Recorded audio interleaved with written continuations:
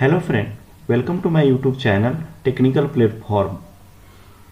आज हम बात करने जा रहे हैं corrective action and preventive action के बारे में, यानी कि कापा के बारे में। अगर आपको ये वीडियो पसंद आए तो लाइक, कमेंट एंड शेयर करना ना भूलें। कापा किसी भी इंडस्ट्री और ऑर्गेनाइजेशन के इम्प्रूवमेंट में यूज किया जाता है। यह एक कैटालिस्ट की भांति काम करता है। इसमें हम कॉजेज ऑफ नॉन कन्फर्मिटी को आइडेंटिफाई करते हैं, उसकी फाइंडिंग करते हैं और उनको रिड्यूस करने के लिए एक्शन प्लान बनाते हैं और उस पर एक्शन लेते हैं। इसमें एक पॉइंट निकल के आती है नॉन कन्फर्मिटी। हमारे बहुत सारे व्यूअर होंगे जो इसके बारे में थोड़ा कम जानते होंगे, तो मैं थोड़ा सा इनको, ये मेरा टॉपिक नहीं है लेकिन फिर भी मैं इसको थोड़ा सा डिफाइन करने की कोशिश कर रहा हूँ कि नॉन कन्फर्मिटी क्या होती है। अगर हम क्वालिटी मैनेजमेंट की बात करें या क्यूएमएस के टर्म में बात करें तो non conformity sometime refer as a defect, means non conformity को डिफेक्ट के रूप में ही काउंट किया जाता है क्वालिटी मैनेजमेंट सिस्टम के भाषा में। नॉन कन्फर्मिटी यानी कि deviation from specified tolerance on given in drawing और SOP, that is standard operating procedure पे जो डायमेंशन हमें, जो टॉलरेंस हमें मेंशन किया हुआ है, उस टॉलरेंस के अगेंस्ट में पार्ट की अगर रीडिंग आ रही है, इसका मतलब यह है कि पार्ट हमारा एनजी बन रहा है और वो इसको भी नॉन कन्फर्मिटी में काउंट किया जाएगा। Corrective action, action taken on root cause to prevent the recurrence is called corrective action.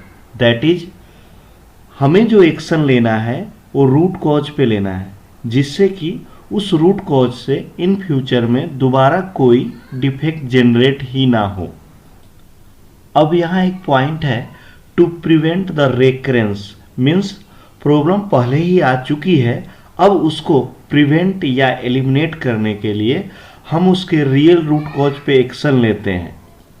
कई बार हम देखते हैं किसी कंपनी या ऑर्गेनाइजेशन में जब पीपीएम बढ़ता है, रिजेक्शन बढ़ता है, तो हम क्या करते हैं, इंस्पेक्शन की फ्रीक्वेंसी बढ़ा देते हैं। मीन्स हमारा जो पेट्रोल इंस्पेक्शन है 2 घंटे पे, अब हम उसको 1 घंटे पे कर देते हैं। या सिंपल साइज जो होता है, जैसे 5 पीस हमें चेक करना है, अब हम उसको 10 पीस कर देते हैं। ये काम करने की बात करते हैं, लेकिन ये करेक्टिव एक्शन हुआ नहीं, क्योंकि इसमें हमने आउटफ्लो पे काम किया है, न कि रियल रूट कॉज पे। तो करेक्टिव एक्शन में हमें जो एक्शन लेना है वो प्रॉब्लम के, डिफेक्ट के रियल रूट कॉज पे लेना है। Preventive action, action taken on the potential causes of failure to prevent the occurrences is called preventive action. That is, in preventive action में हम क्या करते हैं कि potential causes of failure means उन सभी संभावित कारणों को हम आइडेंटिफाई करते हैं, उनकी फाइंडिंग करते हैं जो कि नॉन कन्फर्मिटी या डिफेक्ट या फेलियर को लीड कर सकते हैं।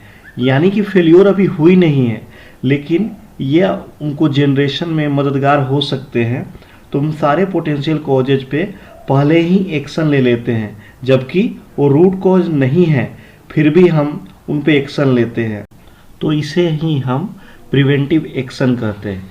यहाँ एक पॉइंट है, prevent the occurrence means before occurrence, that is action taken on potential causes before the occurrence. Occurrence होने से पहले उन सारे संभावित कारणों को हम आइडेंटिफाई करके उन पे एक्शन ले लेते हैं, ताकि उन जो प्रोबेबल रीजन है उनके वजह से भी कोई डिफेक्ट जनरेट ना हो फ्यूचर में।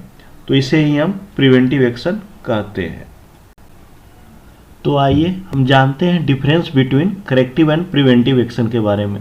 तो हम इनको समराइज कर लेते हैं कि करेक्टिव एक्शन और प्रिवेंटिव एक्शन में मेजर डिफरेंस क्या है और उनके बारे में हम जान लेते हैं। तो करेक्टिव एक्शन, करेक्टिव एक्शन में क्या होता है कि action taken on root cause to prevent the recurrence means जो हमें एक्शन लेना होता है वो रूट कॉज पे लेना होता है।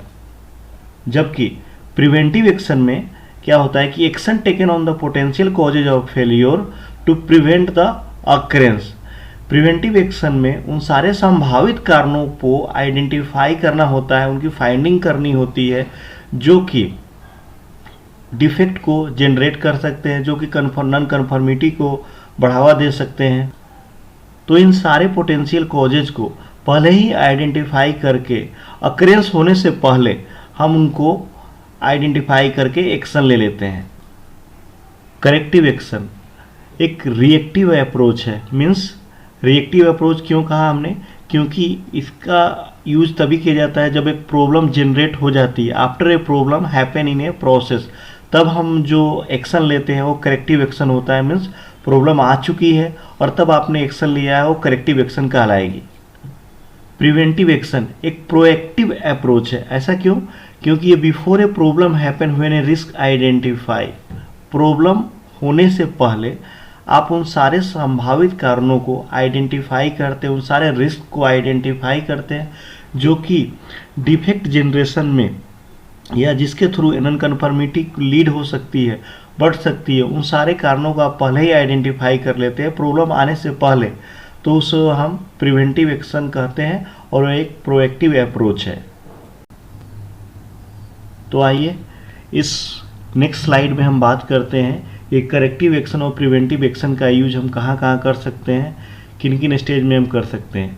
तो CAPA is use to implement in response to customer complain. Customer complain आ गया, उसके रिस्पॉन्स में उसको क्लोज करने के लिए हम कापा देते हैं कि हमने ये करेक्टिव एक्शन लिया है और ये प्रिवेंटिव एक्शन लिया है। Second point, unacceptable level of product non conformance. Means आपके प्रोडक्ट या प्रोसेस में कोई unacceptable level of non conformity दिखाई देती है या आइडेंटिफाई होती है, उस केस में भी आप करेक्टिव एक्शन ले सकते हैं। Third point, ppm high for critical, significant और कस्टमर स्पेसिफिक रिक्वायरमेंट पैरामीटर। बहुत सारे ऐसे पैरामीटर होते हैं जो कि कस्टमर स्पेसिफाई होती है कि उनको क्रिटिकल होता है उनके लिए, कि लाइक दैट उनकी सेफ्टी से लेके या फिटमेंट के लेके अगर कोई पैरामीटर हाईलाइट होते हैं ड्राइंग में, अगर उसका पीपीएम, उस पॉइंट का पीपीएम अगर बढ़ रहा है, उस केस में भी आप करेक्टिव एक्शन ले सकते हैं। Fourth point, during an internal audit. Internal audit के दौरान कुछ इशू निकल के सामने आते हैं, कुछ पॉइंट फाइंडिंग होती है, तो उस केस में भी आप करेक्टिव एक्शन ले सकते हैं।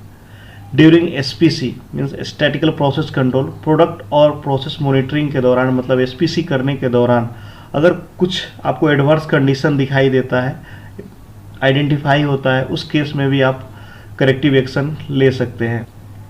Next, CAPA is the part of the overall quality management system. Means CAPA जो होता है एक पार्ट होता है क्वालिटी मैनेजमेंट सिस्टम का, क्यूएमएस सिस्टम का एक हिस्सा होता है। तो गाइज ये था करेक्टिव एंड प्रिवेंटिव एक्शन के बारे में। I am hoping that after watching this video on this topic आपके डाउट दूर हुए होंगे।